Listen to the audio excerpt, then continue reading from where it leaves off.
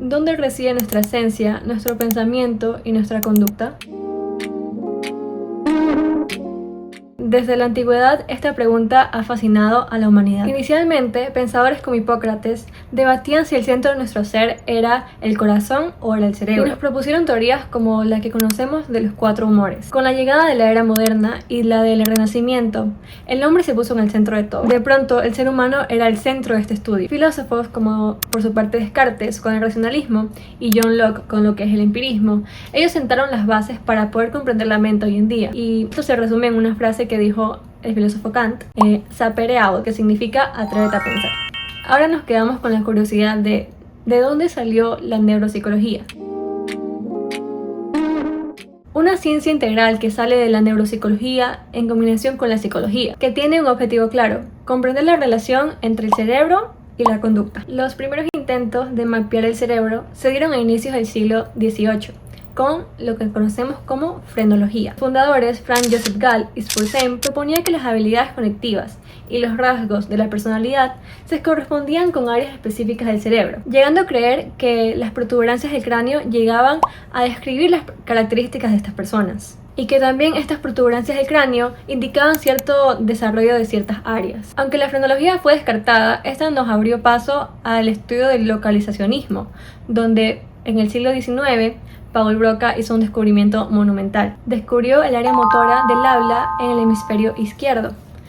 Paul Broca nos dijo que una lesión allí podía producir afasia motora, que es donde el paciente pierde la capacidad motriz para hablar, para expresarse, pero su comprensión de las palabras se mantiene intacta. Poco después de esto, Carl Wernicke descubrió el área sensitiva del lenguaje, el área semántica, y nos dijo que una lesión aquí en esta zona podría causar una afasia de Wernicke, que es cuando un paciente, pierde el significado de lo que está diciendo. O sea, el paciente puede hablar bien motrizmente, su motricidad está perfecta, pero lo que dice carece de sentido, generando como tal una ensalada de palabras.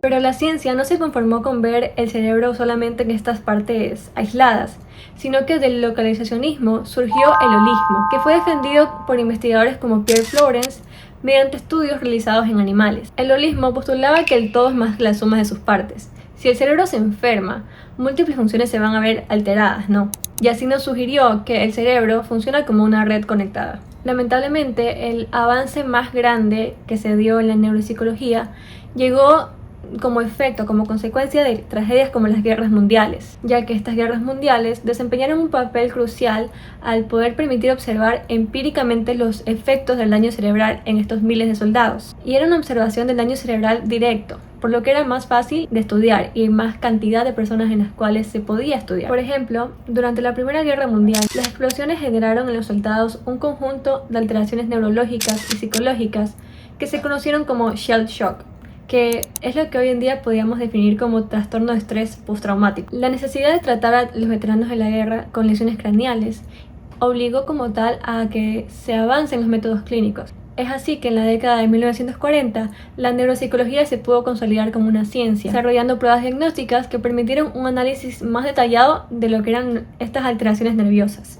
Y bueno, todo este procedimiento, todo este recorrido histórico es lo que nos permite hoy en día poder mapear cómo se organizan las funciones en nuestro cerebro. Y sabemos que el lóbulo frontal dirige el pensamiento, las decisiones y el movimiento. También sabemos que el lóbulo parietal procesa el tacto, la temperatura y el dolor. Por su parte, el lóbulo temporal con la audición, la memoria y con el lenguaje, mientras que el occipital procesa lo que es la visión. Todo esto coordinado por el cerebelo para el equilibrio y el tronco encefálico para funciones vitales como la respiración. Ahora, a finales del siglo XX e inicios del siglo XXI, la neuropsicología dio un salto tecnológico gigante. Esto fue gracias a la invención de las neuroimágenes, como las tomografías computarizadas o también las resonancias magnéticas.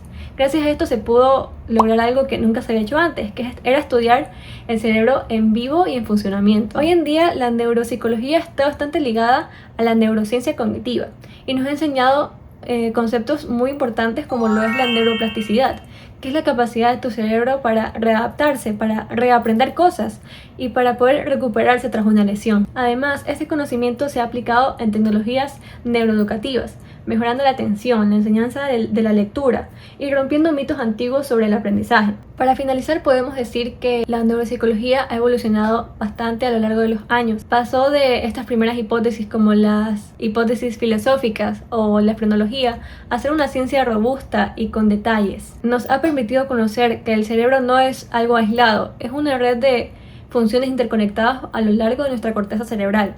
Y eso es algo fascinante de saber. Y esto es todo. Muchas gracias por su atención.